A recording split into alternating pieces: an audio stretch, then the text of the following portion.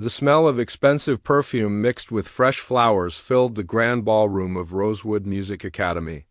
Crystal chandeliers cast dancing shadows across marble floors, while hundreds of guests in their finest clothes chatted and laughed. Tonight was the annual charity gala, the biggest social event of the year. Everyone who was anyone in the city had come to show off their wealth and connections. Near the center of it all stood Isabella Montenegro, a 17-year-old girl who seemed to glow under the warm lights. Her emerald dress sparkled with every movement, and her long dark hair fell perfectly over her shoulders. She was the daughter of one of the city's most powerful families, and she knew it.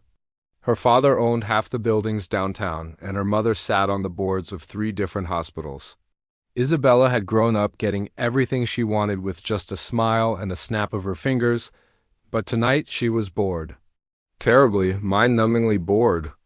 "Oh, Isabella, you simply must meet my nephew," gushed Mrs. Whitmore, dragging a nervous young man in an expensive tuxedo toward her. "He just got into Harvard and he plays piano beautifully." Isabella forced a smile that didn't reach her eyes. This was the 5th wealthy boy she'd been introduced to tonight, and they were all the same. Rich families, fancy schools, and absolutely no personality. They stumbled over their words around her, trying so hard to impress her that they forgot to be interesting. The Harvard boy, whose name she immediately forgot, started talking about his summer in Europe and his plans to study business. Isabella nodded and made all the right sounds, but her mind wandered. Through the crowd, she could see someone moving quietly between the tables, emptying trash cans and wiping down surfaces. It was David, the janitor. She'd seen him around the academy for years, but had never really paid attention to him. He was maybe 20 years old, with kind eyes and calloused hands that spoke of hard work. While everyone else at the party wore designer clothes, he was in his simple work uniform. But there was something different about the way he moved, careful and gentle, like he was afraid of disturbing the magic of the evening. "So what do you think, Isabella?" The Harvard boy was asking, clearly expecting some response to whatever he'd been saying. "I think," Isabella said, her voice carrying that sharp edge her friends knew meant trouble. "That talk is cheap." The conversation around them began to quiet as people sensed drama brewing. Isabella's friends gathered closer, recognizing the look in her eyes. This was how she entertained herself at boring parties, by stirring things up. Anyone can claim. "They're talented," she continued, her voice getting louder. "Anyone can say they're the best at something. But can you prove it?" The Harvard boy's face turned red. "Well, I've been playing piano since I was 5. "Then play," Isabella said, pointing toward the beautiful grand piano that sat on a small stage at one end of the ballroom. "Play something that moves me. Play something that makes me feel something real." The crowd was definitely watching now. Conversation stopped as people turned to see what Isabella Montenegro was up to this time. She felt the familiar rush of being the center of attention, of having power over a room full of adults who usually treated her like a child. "I write now?" The boy stammered. "Right now," Isabella said, her voice ringing across the ballroom. Then, because she couldn't resist making things even more interesting, she added with a laugh, "Play something that moves my soul, and I'll marry you." The room erupted. People gasped, laughed, and started whispering excitedly to each other. Mrs. Whitmore looked like she might faint. Isabella's own mother shot her a look that promised a serious conversation later, but Isabella didn't care. Finally, something interesting was happening. The Harvard boy looked terrified, but the crowd was watching, and backing down now would be social suicide. He walked slowly to the piano, his hands shaking as he lifted the lid. He started playing. Something classical, technically correct, but completely lifeless. It was the kind of playing that came from expensive lessons and no real passion. Isabella yawned dramatically. Next! What followed was like a parade of peacocks. Young men from wealthy families lined up to try their luck at the piano. There was the mayor's son, who played a choppy version of a popular song. The banker's nephew attempted some jazz but kept hitting wrong notes. One boy tried to sing while he played and cracked on every high note. With each performance, Isabella's comments got sharper. Is that supposed to be music, or are you just hitting random keys? She asked one poor boy. I've heard better playing at the mall. She told another. Her friends giggled at every cruel comment, which only encouraged her to be meaner. This was Isabella at her worst, using her power and position to humiliate people for her own amusement. She told herself these boys deserved it for being so boring, but deep down, she knew she was being unfair. Meanwhile, David continued his quiet work around the edges of the room. He'd been cleaning the same table for 5 minutes, but he couldn't help listening to the train wreck happening at the piano. Each failed performance made him wince, not because the players were bad, but because he could feel their embarrassment from across the room. David knew this piano well. Very well, after the academy closed each night, after all the students and teachers went home, he would sometimes sit at this exact piano and play. It was the only time he felt truly free, when his worries about money and school and taking care of his sick grandmother would fade away. The piano became his escape, his way of expressing feelings he couldn't put into words. He'd been teaching himself to play for 3 years, watching YouTube videos on his phone and practicing whenever he could. The night security guard, Mr. Johnson, had caught him once, but was so amazed by what he heard that he promised to keep it secret. Boy, you've got something special, Mr. Johnson had said. Don't let anyone tell you different. But David had never played for anyone else. He was just the janitor, the kid from the wrong side of town who cleaned up after rich kids during the day and went to community college at night. People like Isabella Montenegro lived in a different world, one where he was invisible. As another boy failed miserably at the piano, hitting a particularly sour note that made half the room cringe, David felt something building inside his chest. It wasn't anger exactly, but it was close. These boys had every advantage in life: money, connections, the best teachers money could buy, and this was the best they could do. David thought about all those nights he'd spent alone with this piano, pouring his heart into music that no one would ever hear. He thought about the song he'd written last week, the one that came to him after visiting his grandmother in the hospital. He thought about all the feelings he'd never been able to share with anyone, all locked up inside him like a dam ready to burst. The current performer finished with a weak flourish and looked hopefully at Isabella. She just shook her head and waved him away dismissively. Is that it? She called out to the room. Is that really the best this city has to offer? That's when David made a decision that would change everything. He set down his cleaning cloth, took a deep breath, and started walking toward the piano. The crowd noticed him immediately. Whispers started spreading like wildfire through the ballroom. What's he doing? Is that the janitor? Someone should stop him. But David kept walking, his heart pounding so hard he was sure everyone could hear it. He'd never been more terrified in his life, but he'd also never been more certain that this was something he had to do. Isabella watched him approach with a mixture of amusement and confusion. This was definitely not what she'd expected when she issued her challenge. The clicking of David's worn work shoes against the marble floor seemed to echo through the suddenly quiet ballroom. Every step felt like walking through thick mud, and his legs felt so heavy he wondered if he'd collapse before reaching the piano. But something inside him kept pushing forward, something stronger than his fear. Isabella watched him with growing curiosity. This wasn't part of her plan at all. She'd expected more rich boys to embarrass themselves, not the academy's janitor, to walk up like he belonged there. Her friends started whispering behind their hands, and she could hear scattered comments from the crowd. What does he think he's doing? Someone should stop this. This is embarrassing. Poor kid doesn't know his place.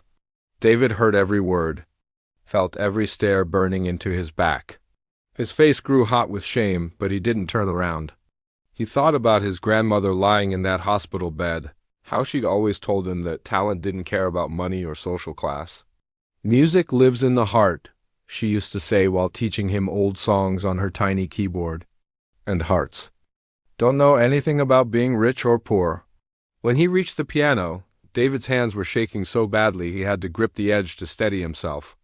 The beautiful black surface reflected the chandeliers above, and for a moment he felt like he was looking into another world. This piano was worth more than his family made in 2 years, and here he was about to touch it with his rough, calloused hands. "Excuse me," came a sharp voice behind him. David turned to see Mr. Blackwood, the academy's director, pushing through the crowd with a look of pure horror on his face. "What exactly do you think you're doing?" The older man's face was red with embarrassment. Having the janitor interrupt a high society event was his worst nightmare. These were the people who donated millions to keep the academy running, and here was David making a spectacle. "Sir, David's voice cracked. For a second, he almost walked away. It would be so easy to apologize, go back to his cleaning, and pretend this never happened. But then he looked at Isabella. She was watching him with something new in her eyes, not mockery but genuine curiosity. It was the first time anyone in this room had looked at him like he might be interesting. "I'd like to try," David said, surprised by how steady his voice sounded. Mr. Blackwood looked like he might have a heart attack. "This is completely inappropriate. You need to return to your duties immediately. Let him play." Everyone turned. In shock, the voice belonged to Isabella.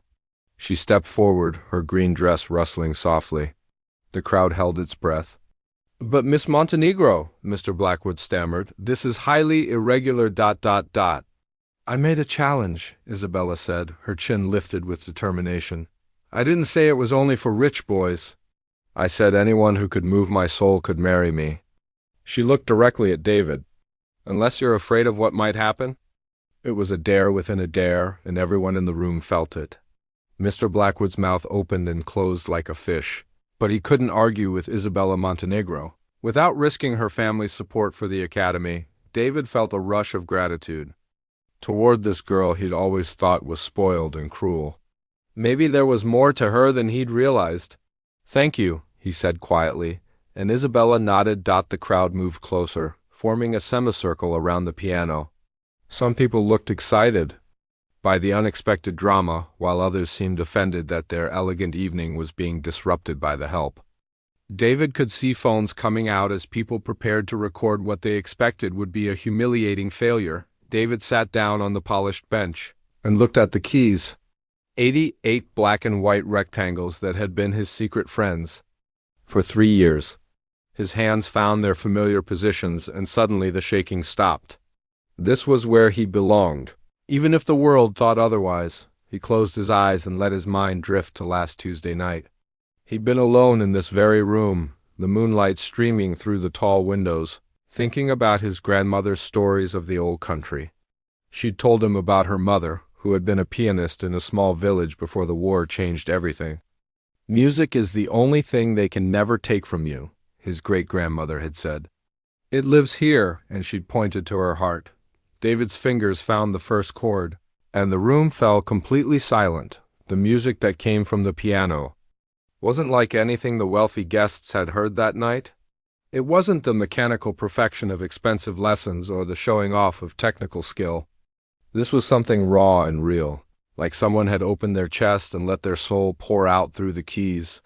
David played a melody he'd written himself, born from nights of loneliness and dreams of something better. The music told the story of every person who'd ever felt invisible, every dreamer who'd been told they weren't good enough, every heart that had loved something beautiful from a distance. The notes seemed to float through the air like living things. Some were sad, speaking of struggles and disappointments. Others were hopeful, reaching toward light and possibility. The melody wove together pain and joy in a way that made sense of both. Isabella felt something shift inside her chest. She'd never heard music like this before, music that seemed to speak directly to parts of herself she'd forgotten existed. All her life, she'd been surrounded by performances meant to impress, to show off, to prove worth through technical perfection. But this was different. This was honest. Around the room, the effect was the same. Conversations had stopped entirely. The phones that had been raised to record David's expected failure were slowly lowered as people became lost in the music. Mrs. Whitmore, who had been appalled by the whole situation, found tears forming in her eyes. Even Mr. Blackwood's anger faded into something like wonder. David played from memory, but more than that, he played from experience. Every note came from somewhere real: the fear of not having enough money for his grandmother's medicine, the exhaustion of working all day and studying all night, the loneliness of being surrounded by people who looked through him like he wasn't there, but also the hope that kept him going, the love that surrounded him even in poverty, the dreams that refused to die no matter how impossible they seemed. The music built to a crescendo that seemed to fill every corner of the massive ballroom. David's whole body moved with the melody, completely lost in the moment. This was what he'd been born to do, what all those stolen nights of practice had been preparing him for. Not to perform for rich people at fancy parties, but to share the truth that lived inside him, the truth that music could express better than any words. As the final notes began to fade, David opened his eyes. The silence that followed was different from before, not empty, but full of emotion and recognition and something that felt almost sacred. He looked up to find hundreds of faces staring at him, but they weren't the same faces that had watched him walk to the piano. These faces were soft with surprise and respect. Some people were crying openly. Others looked like they'd just woken up from a long sleep, but it was Isabella's face that held his attention. She was staring at him like she'd never seen him before. Her hand pressed to her heart, tears streaming down her cheeks. For the first time in her privileged life, someone had shown her what real beauty looked like. The silence stretched on, no one wanting to break the spell that David's music had cast over the room. Finally, from somewhere in the back, someone started to clap. Others joined in, and soon the entire ballroom was erupting in applause that felt different from the polite appreciation they'd given the other performers. This was real recognition, the kind that comes from being truly moved. David sat frozen at the piano bench, overwhelmed by what had just happened. In 3 minutes, everything had changed. He was no longer invisible, no longer just the janitor. He was the young man who had just reminded an entire room of wealthy, powerful people what it meant to feel something real. The applause seemed to go on forever, but David barely heard it. His heart was beating so fast he thought it might explode right there in front of everyone. He stared down at his hands, still resting on the piano keys, unable to believe what had just happened. These same hands that mopped floors and emptied trash cans had just created something beautiful enough to move an entire room of people to tears. Isabella stood frozen in place, her hand still pressed against her chest where her heart was racing. She'd stopped crying, but the tears had left tracks down her cheeks that sparkled in the chandelier light. Everything she thought she knew about the world had just been turned upside down in the span of a few minutes. Around the ballroom, people was slowly coming back to reality. The spell David's music had cast was fading, but its effects lingered in every face. Mrs. Whitmore was dabbing at her eyes with a silk handkerchief, looking embarrassed that she'd been so moved. Several of the young men who had failed at the piano earlier were staring at David with a mixture of respect and envy. That was ... double quote someone whispered, but couldn't finish the sentence. Incredible, another voice added softly. Mr. Blackwood, who had been ready to drag David away from the piano just minutes before, now stood with his mouth slightly open. In 30 years of running the academy, he'd heard thousands of students play. Many of them were technically better than what David had just performed, but technique wasn't everything. What David had was something you couldn't teach in any classroom. He had soul. The applause finally began to die down, and an uncomfortable silence settled over the room. Nobody seemed to know what to do next. This wasn't how fancy charity galas were supposed to go. There was no protocol for when the janitor outplayed everyone at the party. David slowly stood up from the piano bench. His legs still shaky, he looked around at all the faces staring at him and felt a wave of panic. What was he supposed to do now? Should he bow? Should he say something? Should he just go back to cleaning and pretend this never happened? Where did you learn to play like that? The voice cut through the silence like a knife. It was Isabella, and she was walking toward him. The crowd parted to let her through, and David felt like he was watching a movie in slow motion. When she reached him, she stopped just a few feet away. Up close, David could see that her green eyes were still bright with unshed tears. She was even more beautiful than he'd thought, but now he could see something else in her face. Genuine curiosity and something that looked almost like vulnerability. I dot dot. David's voice cracked, and he had to clear his throat. I taught myself. A murmur rippled through the crowd.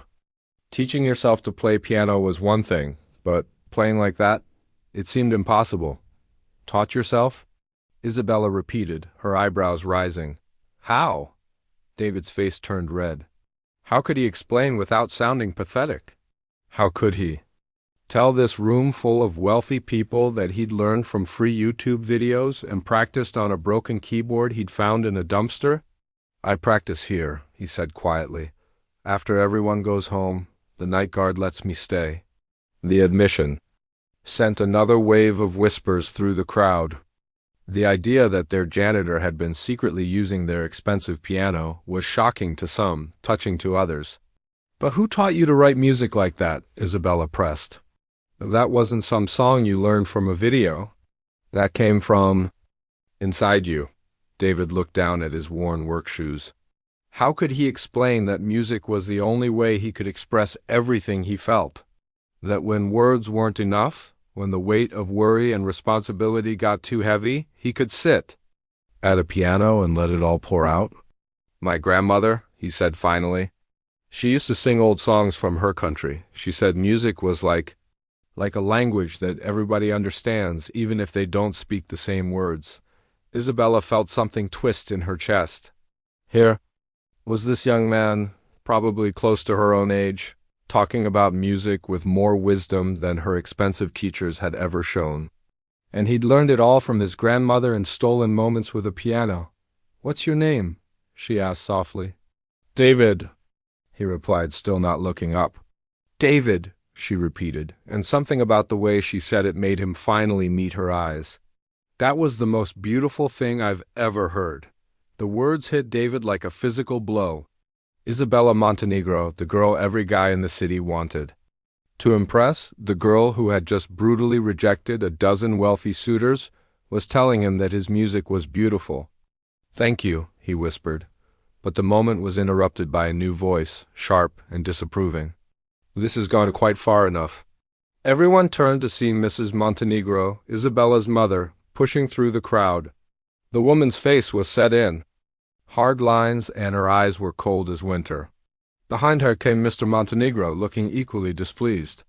Isabella, step away from that boy immediately. Mrs. Montenegro commanded. The warmth that had been building between Isabella and David shattered like glass. Suddenly, the reality of their different worlds came crashing back. David was the janitor. Isabella was the daughter of one of the most powerful families in the city. What had just happened between them wasn't supposed to be possible. Mother?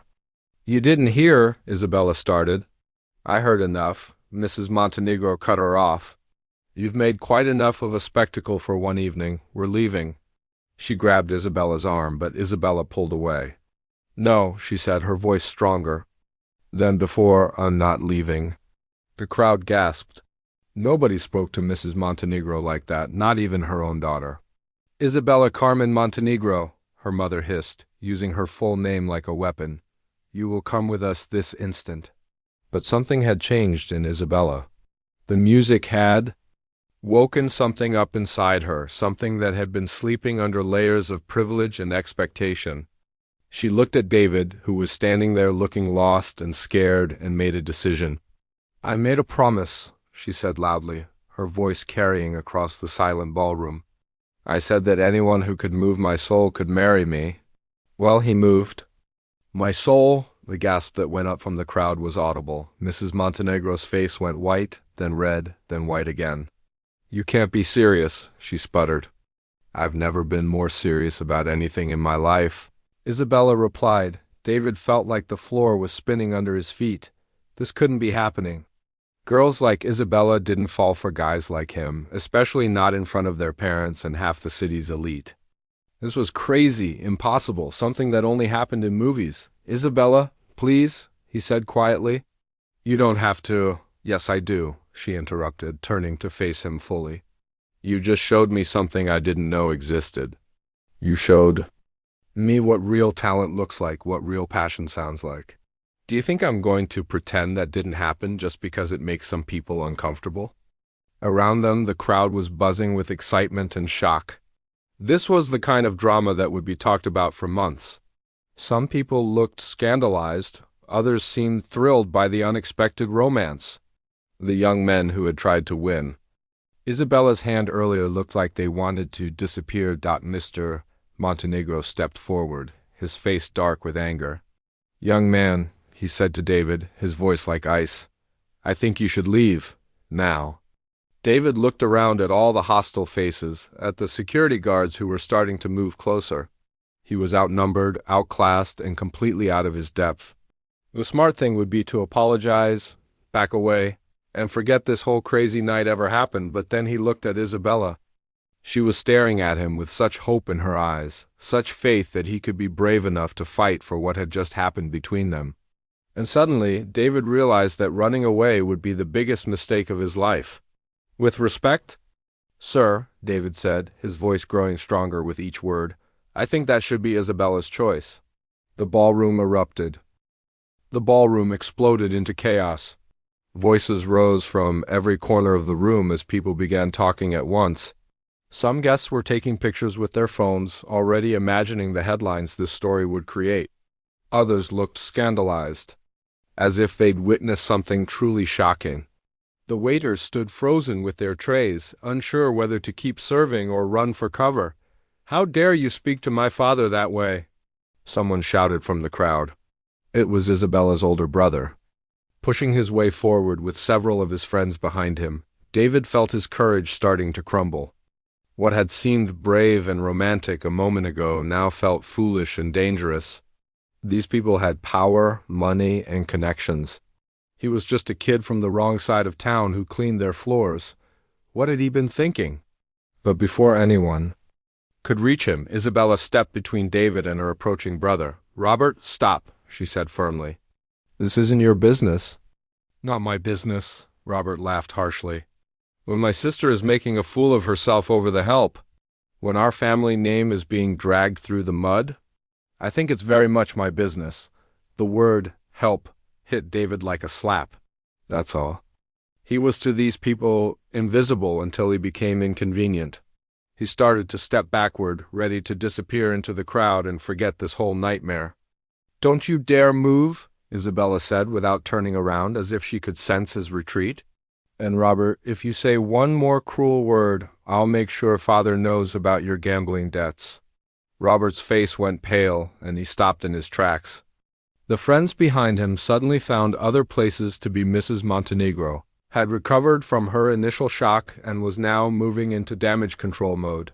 She approached the small circle around the piano with the smile she used for difficult donors, the one that never reached her eyes. I think there's been a misunderstanding, she said loudly enough for everyone to hear. My daughter is clearly overwhelmed by the evening's excitement. Perhaps we should all take a moment to— Mother, stop, Isabella interrupted. I'm not overwhelmed and I'm not confused. I know exactly what I'm saying. She turned to face David, fully ignoring the dozens of people watching their every move. When she spoke, her voice was soft but clear enough to carry across the silent room. Tell me about yourself, she said. Really tell me, I want to know who you are. David's mouth went dry.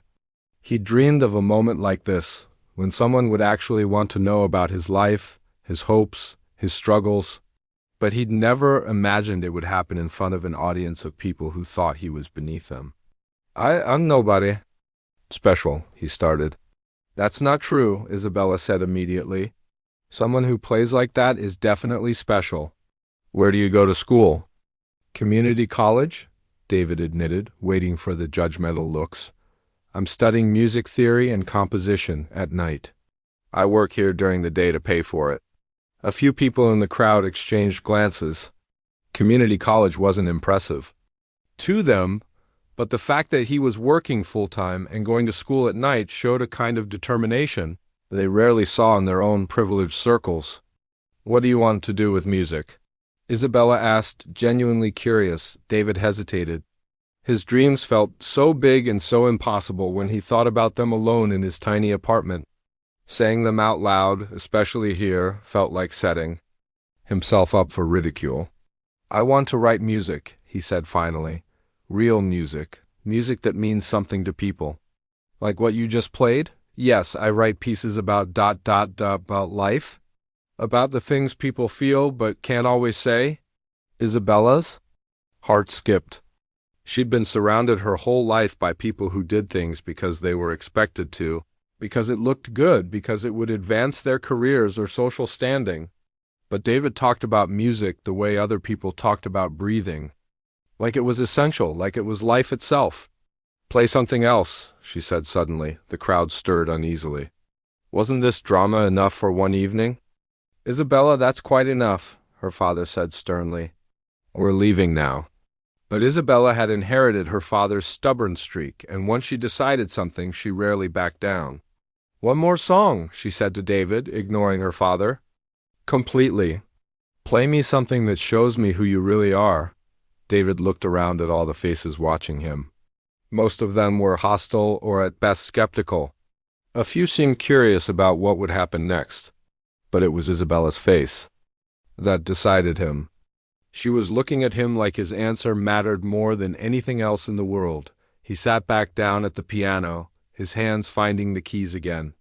This time he played something different, a piece he'd written just last week after visiting his grandmother in the hospital. It was gentler than the first song, more intimate, like a conversation between old friends. The melody told the story of love that endured through hardship, of dreams passed down from generation to generation, of finding beauty in the smallest moments. It spoke of his grandmother's weathered hands teaching him his first chords on that broken keyboard, of working double shifts to pay for her medicine, of believing in tomorrow even when today felt impossible. As the music filled the ballroom again, something shifted in the crowd. The hostility began to fade, replaced by something deeper. These people lived comfortable lives, but comfort wasn't the same as meaning. David's music reminded them of feelings they'd forgotten they had, of connections they'd lost somewhere along the way to success. When the last note faded, the silence was profound. Even Isabella's parents seemed affected, though they tried to hide it. "How do you do that?" Isabella whispered. "Do what?" "Make music that feels like coming home to a place you've never been?" David looked at her in surprise. She'd just described exactly what he hoped his music would do, create a feeling of recognition, of belonging, of understanding. "Music is honest," he said simply. "It can't lie. When you play from your heart, people feel it because we all have the same feelings deep down.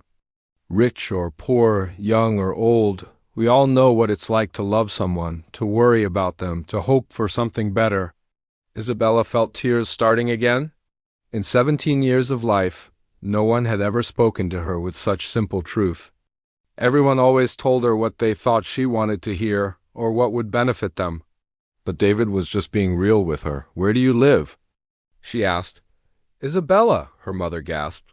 That's an inappropriate question, but Isabella didn't care about appropriate anymore. "About 20 minutes from here," David answered. "In the apartments near the river. I live with my grandmother." "Tell me about her." David's face lit up in a way that made Isabella's heart skip again. "She's amazing. She raised me after my parents died in a car accident when I was 12. She used to be a music teacher before she got sick. She's the one who taught me that music isn't about showing off or impressing people. It's about sharing what's in your heart." The picture David painted was so different from Isabella's world of nannies and boarding schools, of parents who were too busy building empires to spend time with their children. She'd never known the kind of close, loving relationship he described with his grandmother. "She sounds wonderful," Isabella said softly. "She is. Everything I know about being a good person, I learned from her." Mrs. Montenegro had heard enough. She marched forward, her heels clicking sharply on the marble floor. "This conversation is over," she announced. "Isabella, we're leaving immediately. And you," she pointed at David, "need to remember your place." But her words had the opposite effect she intended. Instead of intimidating David, they sparked something defiant in Isabella. "My place?" Isabella repeated, her voice rising. "What exactly is my place, mother? To marry some boring rich boy who doesn't understand me? To smile and look pretty and never think for myself? To live my whole life without ever feeling anything real?" The crowd was eating this up. Nothing this exciting had happened at a charity gala in years. "Your place," Mrs. Montenegro said through gritted teeth, "is with your family, with people of your own social standing." "And what if I don't want that place?" Isabella shot back. "What if I want to choose my own life?" She turned back to David, who was watching this family drama unfold with growing alarm. "I meant what I said," she told him. "You moved my soul tonight. You showed me something I didn't know existed. And I'm not going to pretend that didn't happen just because it makes other people uncomfortable." David felt like he was standing at the edge of a cliff. Everything in his practical mind told him to walk away, to apologize to these powerful people and go back to his simple, safe life. But everything in his heart told him that walking away from Isabella would be the biggest mistake he'd ever make. "What are you saying?" he asked quietly. "I'm saying that maybe we should find out what this is," Isabella replied. "Maybe we should see where this goes." The ballroom held its breath, waiting to see what would happen next. 3 days had passed since the charity gala, and David still couldn't believe it had really happened. He kept expecting to wake up from the most vivid dream of his life, but every morning he found newspaper clippings and social media screenshots that his co-workers showed him, proving it was all real. "Mystery janitor steals the show at elite gala," read one headline. "Cinderella story turns tables at Montenegro charity event," said another. His picture was everywhere, sometimes blurry phone photos from the gala, sometimes old yearbook photos that reporters had somehow tracked down. David tried to go about his normal routine, but nothing felt normal anymore. Students who had walked past him for years now stared and whispered. Some looked at him with new respect, others with curiosity, and a few with the kind of suspicion that came from having their world turned upside down. He was mopping the main hallway on Wednesday afternoon when he heard familiar footsteps behind him. He didn't need to turn around to know it was Isabella. Somehow, he'd already memorized the sound of her walk. "Hi," she said softly. David turned around, his heart immediately speeding up. She looked different than she had at the gala. Instead of the fancy green dress, she wore simple jeans and a white sweater. Her hair was pulled back in a ponytail, and she wasn't wearing any makeup. She looked younger, more real, and somehow even more beautiful. "Hi," he replied, suddenly very aware of his uniform and the mop in his hands.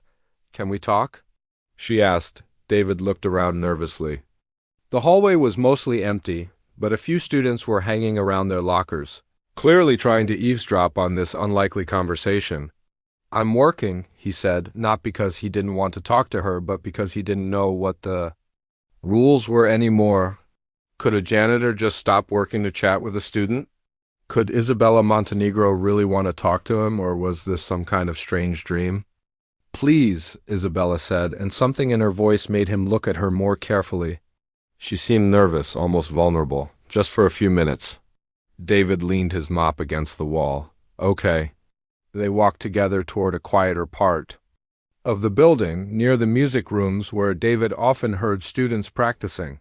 The silence between them felt heavy with everything that had happened and everything that hadn't been said yet.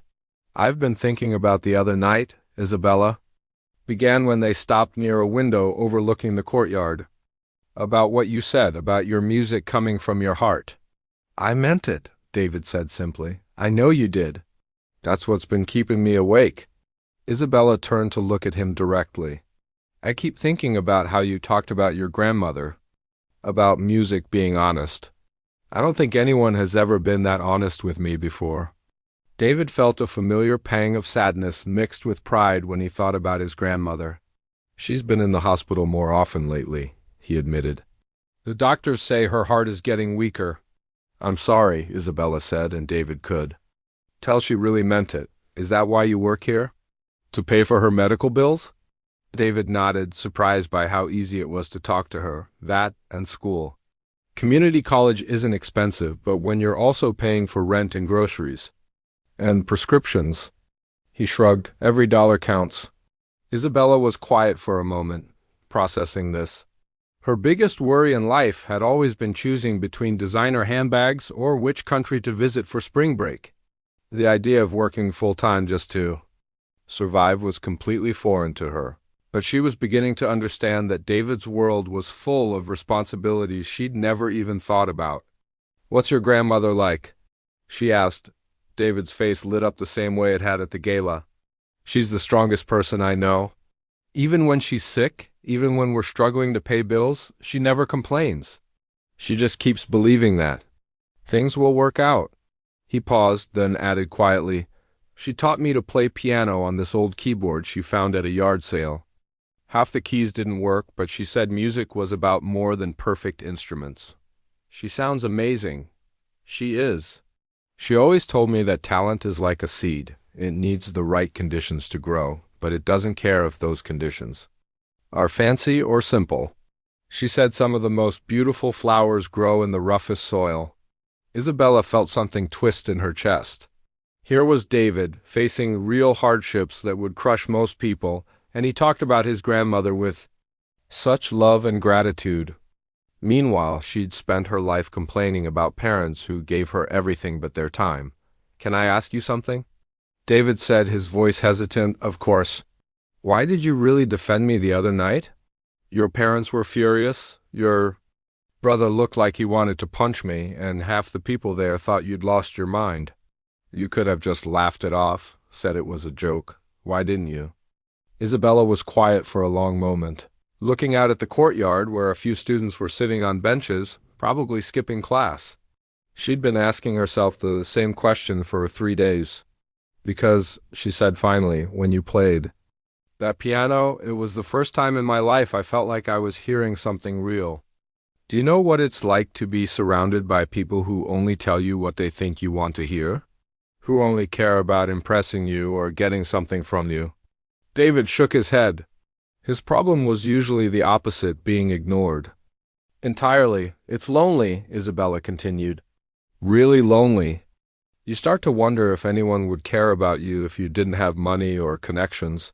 You start to wonder if you're even a real person or just a collection of things other people want." David looked at her with new understanding. He'd always assumed that rich people like Isabella had perfect lives, that money solved every problem. But listening to her now, he realized that she had her own kind of struggles. "But when you played," Isabella went on, "it wasn't about impressing anyone or getting anything. It was just ... nust.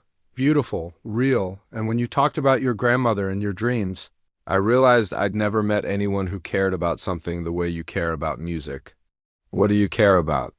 David asked. Isabella laughed, but it wasn't a happy sound. "I honestly don't know. I've spent so much time doing what other people expected me to do that I've never really figured out what I actually want." They stood in comfortable silence for a moment, both lost in their own thoughts. Then Isabella spoke again, her voice barely above a whisper. "I've been researching you." David looked at her in surprise. "What do you mean?" "I mean, I've been trying to learn more about your music. I found some videos online. People posted recordings from their gala on social media. And I've been listening to classical pieces, trying to understand what makes music move people the way yours did." David felt a warmth spread through his chest. The idea that Isabella Montenegro had spent her time learning about music because of him seemed impossible. "What did you think?" he asked. "I think you're even more talented than I realized that night. I played some of those recordings for my private piano teacher. She's been teaching for 30 years, studied at Juilliard. She said what you played showed natural ability that most people spend decades trying to develop." David's eyes widened. "Really?" "Really. She asked me who had taught you, and when I told her you were self-taught, she didn't believe me at first." Isabella paused, then added, "She said you should be studying at a conservatory, not cleaning floors." The words hit David like a physical blow. A conservatory? Those were places for rich kids, for prodigies who'd been taking lessons since they could walk. People like him didn't get to study at conservatories. That's impossible, he said. Do you know how much those schools cost? Even if I could get in, which I couldn't, there's no way I could afford it. What if money wasn't an issue? Isabella asked quietly. David stared at her. What do you mean? I mean, what if someone helped you? What if there was a way for you to study music the way you're supposed to, without having to worry about paying for it? Isabella, I can't let you pay for my school. Even if you wanted to, even if your parents would let you, which they wouldn't, I couldn't accept that? Why not? Because ... David struggled to find the words. Because I need to earn things. Myself, because taking money from you would change everything between us. Because your family already thinks I'm just after your money, and if I let you pay for my education, they'd be right. Isabella felt a surge of respect for him. Even when offered a solution to his biggest problem, David's first thought was about maintaining his integrity and protecting their relationship. What if it wasn't charity? She asked. What if it was an investment? What do you mean? I mean, what if someone believed in your talent enough to invest in your future? With the understanding that when you become a successful composer, you'd pay it back? David's mind raced.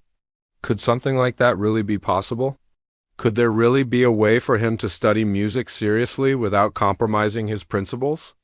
Even if that could work, he said slowly, there's still my grandmother. I can't leave her alone when she's sick. I can't stop working when she needs me, Isabella nodded. She'd expected this. From everything she'd learned about David, she knew his loyalty to his grandmother would be absolute. What if she could get better medical care? Isabella asked. What if she didn't have to worry about medical bills anymore? 2 weeks had passed since their conversation in the hallway, and David found himself looking forward to Isabella's visits more than he wanted to admit. She came by almost every day now, always finding excuses to be near the music rooms when his shift ended.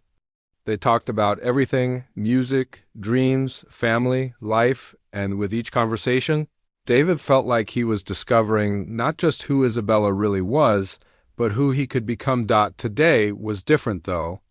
Isabella seemed nervous, fidgeting with her phone and checking the time every few minutes. They were sitting on a bench in the small garden behind the academy, the same place they'd been meeting to avoid curious stares from other students. I have something to tell you, Isabella said finally, her voice shaking slightly.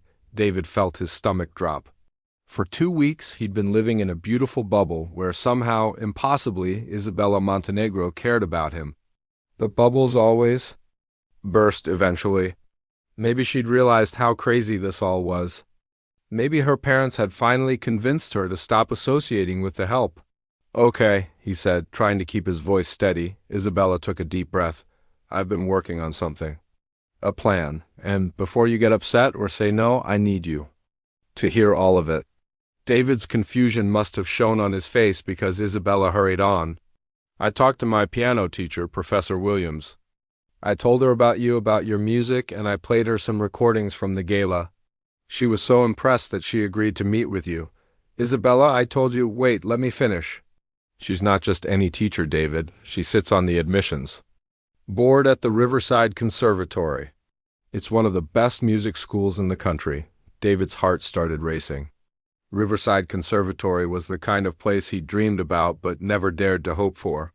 Their graduates became professional musicians, composers, symphony directors. It might as well have been on another planet. She wants to hear you play, Isabella continued, in person. She said if you're as talented as she thinks you are, she might be able to help with admissions.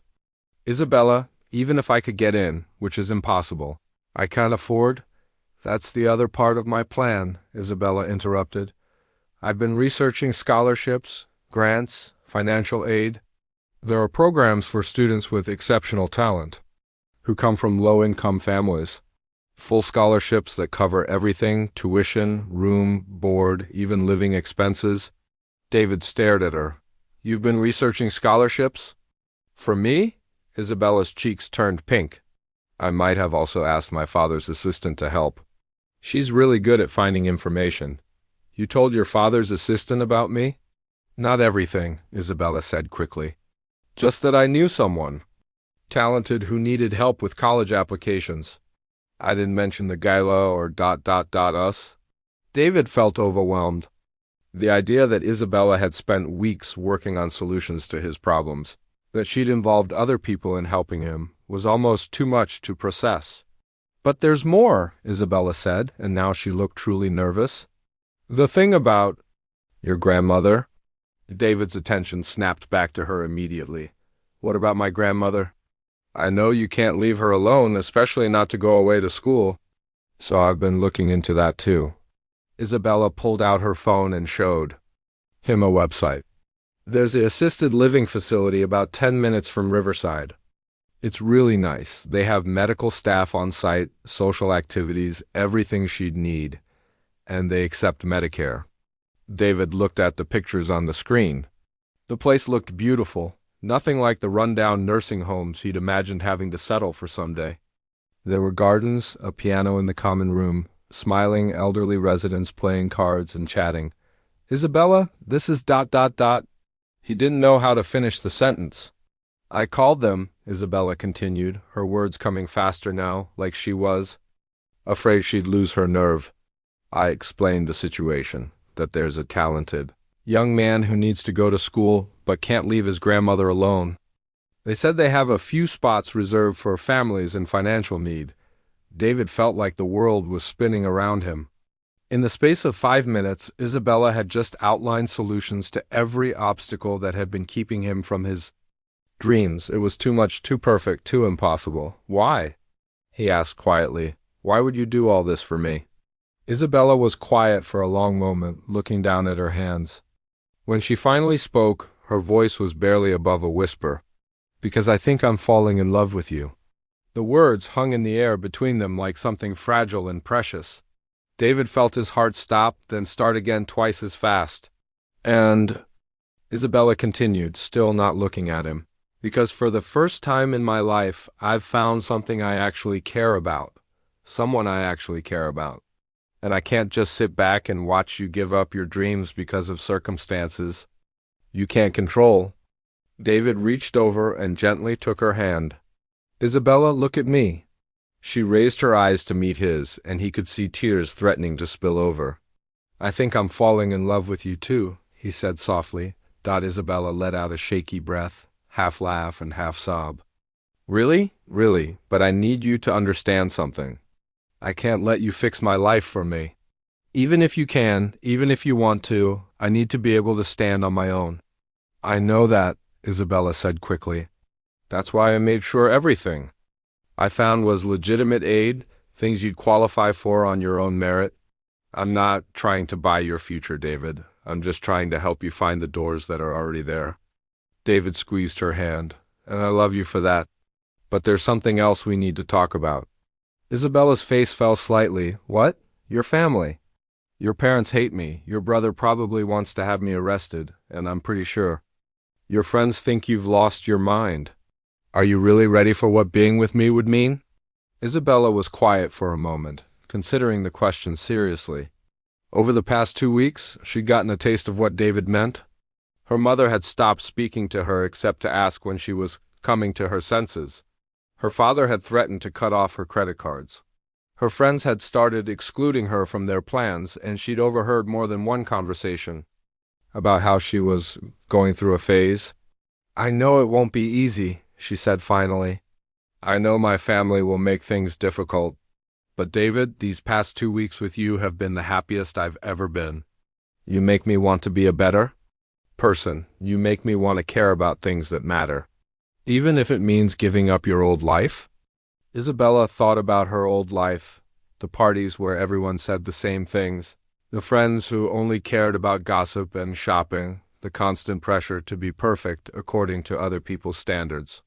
My old life was empty, she sighed, beautiful and comfortable and completely empty. I'd rather have a real life with real problems than a fake life with fake happiness. David felt something shift inside his chest, like a door opening that he hadn't even known was locked. So what are you saying? He asked. Isabella smiled, and for the first time since he'd known her, it was completely genuine, with no trace of the practiced charm she used with everyone else. I'm saying that 2 weeks ago I made a promise in front of half the city. I said I'd marry anyone who could move my soul. Well, you moved my soul, David-chun, and I meant what I said. David's eyes widened. Are you? I'm asking you to marry me, Isabella said, her voice strong and clear now. Not right away, not until we're both ready. But someday. I'm asking you to build a life with me, a real life where we both get to be who we really are. David looked at this incredible girl who had somehow seen past everything that separated them to something real underneath. She was offering him not just love, but partnership. Not just help with his problems, but a chance to solve them together. What about your family? He asked. They'll come around eventually. And if they don't, that's their choice. But I won't let them choose my life for me anymore. What about the difference in our backgrounds? What about it? You'll teach me about working hard and caring about things that matter. I'll teach you about navigating social situations and not being afraid to take up space in the world. We'll figure out the rest together. David stood up and pulled Isabella to her feet, then took both her hands in his. Isabella Montenegro, he said, trying to keep his voice steady. Are you sure about this? Are you absolutely sure? I've never been more sure of anything in my life, she replied. Then yes, David said, and suddenly he was grinning like an idiot. Yes, I'll marry you. Someday, when we're ready. Isabella threw her arms around him, and for a moment all the obstacles and complications and family drama faded away.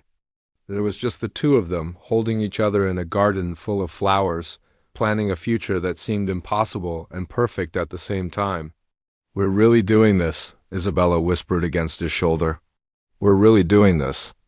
David agreed, and for the first time in his life, he believed that maybe, just maybe, all his dreams really could come true. 1 year later, David stood in front of the mirror in his small but clean apartment, adjusting his tie for the third time. Today was the day he'd been dreaming about for months. His audition at Riverside Conservatory. His hands were shaking so badly he could barely get the knot right. You look perfect, came a familiar voice from behind him. David turned to see Isabella standing in the doorway, holding 2 cups of coffee. She looked different than she had a year ago, still beautiful, but there was something deeper in her eyes now, something more real. Her hair was simpler, her clothes less expensive, but somehow more her. She'd traded designer dresses for comfortable jeans and sweaters, and David thought she'd never looked more beautiful. I feel like I'm going to throw up, David admitted, taking the coffee gratefully. That's normal, Isabella said, sitting on the edge of his bed. Professor Williams says all the best musicians get nervous before important performances. It means you care. Over the past year, everything had changed in ways David never could have imagined. The scholarship applications Isabella had helped him find had paid off. He'd received a full financial aid package that covered not just tuition, but also living expenses and books. His grandmother had moved into the assisted living facility Isabella had found, and she was happier than she'd been in years. She had friends, activities, and round-the-clock medical care that had actually improved her health, but the biggest change was in Isabella herself, the night after their engagement. Isabella had gone home and had the biggest fight of her life with her parents. Voices had been raised, threats had been made, and in the end, her father had followed through on his promise to cut her off financially. Isabella had walked out of her family's mansion with nothing but the clothes on her back and a small savings account her grandmother had left her. David had been terrified when she showed up at his apartment that night, crying and homeless. But Isabella had surprised him. Instead of falling apart, she'd gotten stronger. I need to learn how to take care of myself, she'd said. I've been depending on other people my whole life. It's time I figured out who I am when nobody's taking care of me. She'd gotten a job at a local music store, selling instruments and giving piano lessons to children. The pay was terrible compared to her old allowance, but she'd never worked for money before, and there was something satisfying about earning her own way. She'd moved into a tiny studio apartment across town, learned to budget and grocery shop and do her own laundry. David had watched her transformation with amazement and growing respect. The spoiled rich girl who had challenged suitors at a charity gala had become someone real, someone who understood the value of hard work and the satisfaction of earning your own way. "Are you sure you want to come with me today?" David asked, checking his appearance one more time. "Your parents might be there?" Professor Williams said several board members would be observing the auditions. Isabella's relationship with her family was still complicated. Her mother had started speaking to her again after a few months, though their conversations were stiff and formal. Her father remained stubbornly angry, refusing to see that his daughter was actually happier now than she'd ever been before. Her brother had surprised everyone by being the most accepting, eventually admitting that he respected David for making Isabella happy. "Let them see me there," Isabella said firmly. "Let them see that I'm proud of you, proud of us." "Proud of what?" "We've built together, and they had built something together. Not the fairy tale romance that people expected, but something better, a real partnership." Isabella had thrown herself into learning about music, attending David's community college, concerts, and studying composition alongside him. David had helped Isabella navigate her new independence, teaching her practical skills her privileged upbringing had never required. They'd had their share of problems, too. Money was always tight, even with David's scholarships and Isabella's. Job? There were times when the stress of school and work and family drama felt overwhelming. They'd had fights, moments of doubt, times when the differences in their backgrounds created real friction, but they'd worked through it all together. "I have something for you," Isabella said, reaching into her purse and pulling out a small wrapped box. "Isabella, you know we agreed no expensive gifts," David said, though he was smiling. "It's not expensive," she said. "Open it." David unwrapped the box to find a simple silver bracelet with a small charm shaped like a piano. It was the kind of jewelry sold at the music store where Isabella worked, probably cost less than $20. "I know it's not much," Isabella said, suddenly looking nervous. "But I wanted you to have something to remind you that no matter what happens today, you're already a musician. You already have everything you need inside you." David felt tears starting in his eyes. A year ago, Isabella's gifts had been gestures, meant to solve his problems with money. This gift was something entirely different, a token of belief, of love, of understanding who he really was. "I love it," he said, putting it on immediately. "I love you." "I love you too," Isabella replied. "Now let's go show them what you can do." The drive to Riverside Conservatory took 45 minutes, and David's nerves grew worse with every mile. This was the most important audition of his life. If he got in, everything would change. He'd be studying with some of the best musicians in the country, surrounded by other serious artists, finally able to focus entirely on his music. If he didn't get in, he wasn't sure what he'd do next. "Tell me about the piece you're playing again," Isabella said, clearly trying to distract him from his nerves. "It's the one I wrote for my grandmother," David said. "The night before she moved into the care facility. I was so scared about leaving her, about whether she'd be okay without me there every day. But when I played it for her, she cried and said it was the most beautiful thing she'd ever heard." "She's going to be so proud when she finds out you got in," Isabella said confidently. "If I get in," David corrected. "When you get in," Isabella repeated firmly. The conservatory was even more impressive in person than it had been in pictures.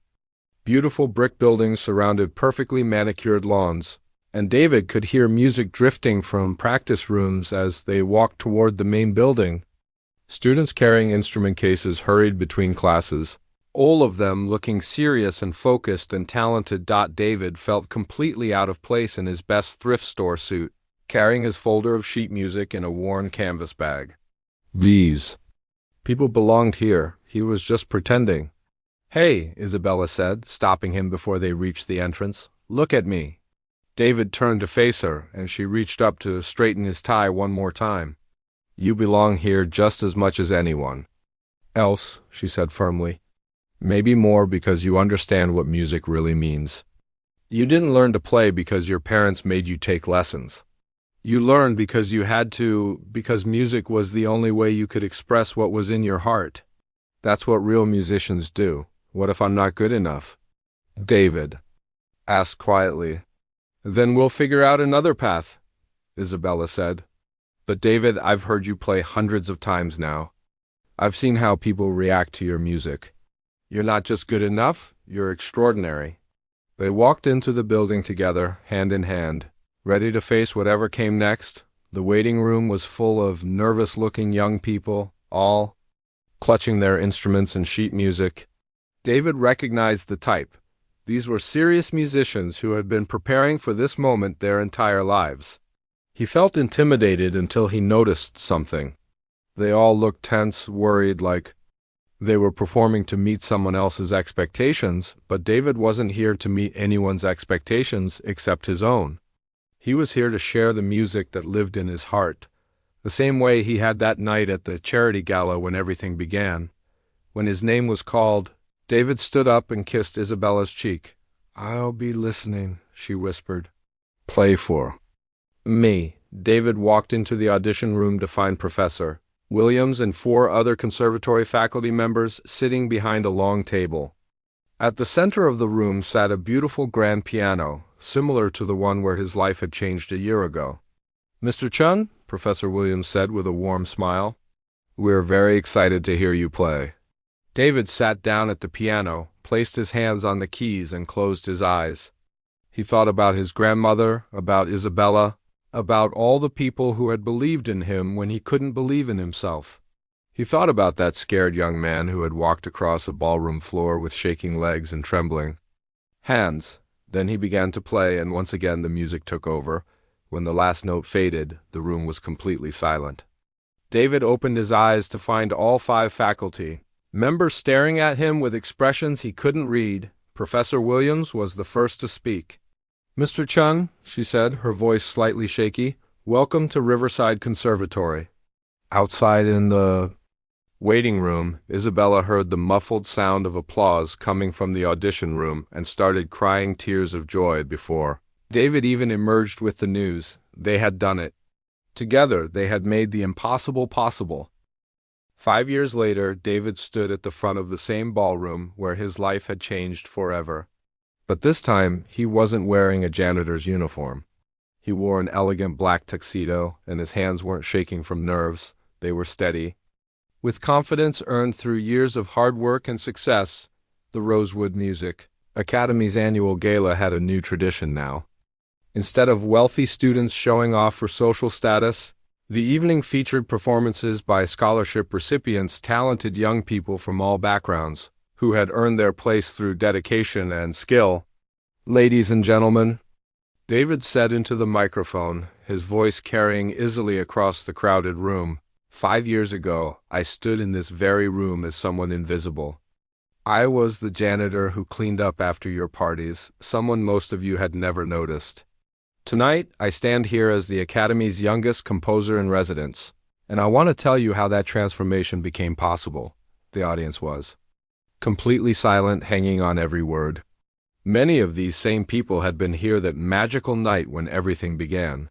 They remembered the shy young man who had walked across this floor with trembling legs to sit at the piano.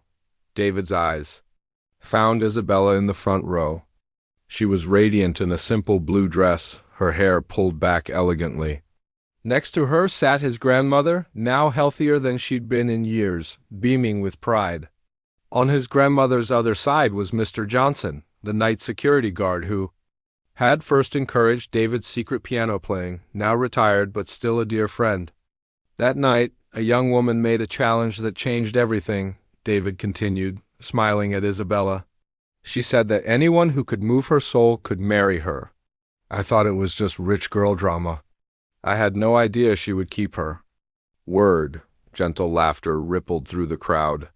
Everyone knew this story by now. It had become legendary in their social circles. But what happened after that night is the real story I want to share with you, David said. Because falling in love was just the beginning.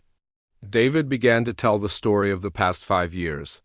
How he'd graduated from Riverside Conservatory with highest honors. How his compositions had started gaining attention from professional musicians. How he'd been offered a position at the Academy not because of his connections, but because his music spoke to people in ways that transcended social class and background. But the real transformation hadn't been his alone. Isabella, David said, gesturing toward his wife. Gave up everything she'd known to build something real with me. She walked away from a life of privilege to learn what it meant to work for her dreams. And in doing so, she discovered talents and passions she never knew she had. Isabella had indeed found her calling. After starting at the music store, she discovered she had a gift for teaching and for recognizing talent in unexpected places. She'd returned to school, earned a degree in music education, and now ran the Academy's outreach programs. She spent her days in community centers and public schools, finding kids like David who had musical gifts but no opportunities to develop them. Together, David continued, we realized that talent doesn't care about your zip code or your family's bank account. There are young musicians all over this city who just need someone to believe in them and give them a chance. This was why tonight was so special. David and Isabella had used their story, their connections, and Isabella's family name to create something bigger than themselves. The Hidden Harmonies Scholarship Program now provided full funding for 20 students every year, kids from working families who showed exceptional musical promise.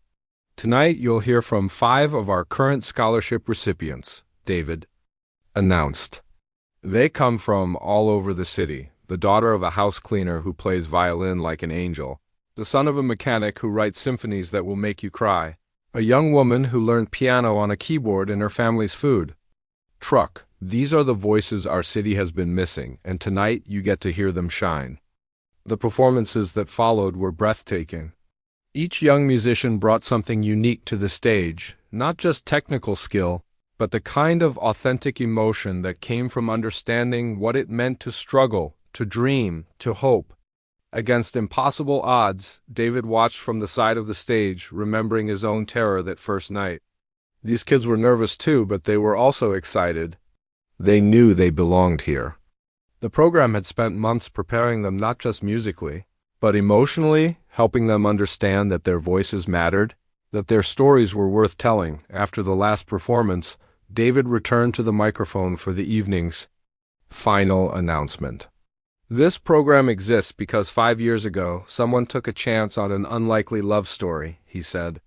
But it continues to grow because of people like you, people who understand that investing in young talent is investing in our city's future. He paused, looking out at the audience that now included not just wealthy donors, but also families of the scholarship recipients, teachers, community leaders, and former scholarship winners who had gone on to successful careers. I have one more announcement tonight, David said, his voice growing warm with emotion. Next month, Isabella and I will be opening the Harmony Community Center in the Riverside District. It will offer free music lessons, instrument lending, and performance opportunities for anyone who wants to learn, regardless of their ability to pay. The applause was thunderous. This had been David and Isabella's secret project for 2 years. Converting an old warehouse into a beautiful community space where music could flourish without barriers. But most importantly, David continued when the applause died down, I want to announce that the center's first concert series will be dedicated to someone very special, my grandmother, Rosa Chun, who taught me that music isn't about being perfect. It's about being real. His grandmother wiped tears from her eyes as the audience gave her a standing ovation. She had lived to see her grandson not just succeed, but use his success to help others. It was more than she had ever dared to dream. As the evening wound down, David found himself back at the piano where it all began. Isabella joined him on the bench, just as she had countless times over the years. Play our song, she said softly. David's fingers found the keys, and he began the melody he had played that first night, the piece that had moved Isabella's soul and changed both their lives forever. But now, 5 years later, the music had new layers. It told the story not just of longing and hope, but of dreams achieved, of love deepened, of a legacy being built. Around the ballroom, people stopped their conversations to listen. Some remembered that magical night 5 years ago. Others were hearing this story for the first time. But everyone felt the power of music to transform lives and connect hearts across any divide. When the song ended, Isabella took David's hand. You ever wonder what would have happened if you hadn't been brave enough to walk across this room that night? She asked. David considered the question. Sometimes. But then I think about all the kids in our program, all the music that wouldn't exist without them. I think our story was never just about us. It was about proving that talent and love can come from anywhere, and that when you create opportunities for others, magic happens, Isabella smiled. I love that our fairy tale doesn't end with, and they lived happily ever after. No. David agreed, looking around at the ballroom full of young musicians, proud families, and generous supporters. It ends with, and they made happily ever after? Possible for everyone they could reach. As they left the academy that night, hand in hand, David caught sight of the night janitor emptying trash cans at the edge of the ballroom. The young man was moving carefully, quietly, trying not to disturb the lingering guests. David walked over to him. "Excuse me," he said gently. "Do you play any instruments?" The young man looked surprised, a little scared. "A little guitar, sir." "Just for fun." David smiled and pulled out a business card for the new community center. "Come see us next month when we open," he said. "We're always looking for guitarists." As they walked away, Isabella squeezed David's hand. "Some things never change," she said with a smile. "And some things," David replied, "change everything." Behind them, the young janitor stood holding the card, staring at it like it might be magic. And maybe David thought it was. The same kind of magic that had turned a scared young man with calloused hands into someone who could change lives through music. The same magic that had turned a spoiled rich girl into someone who fought for. Kids who reminded her of the boy she fell in love with. The kind of magic that happened when people chose to see talent instead of background. Possibility instead of limitations, and love instead of barriers. The kind of magic that would keep rippling outward, one song, one student, one transformed life at a time.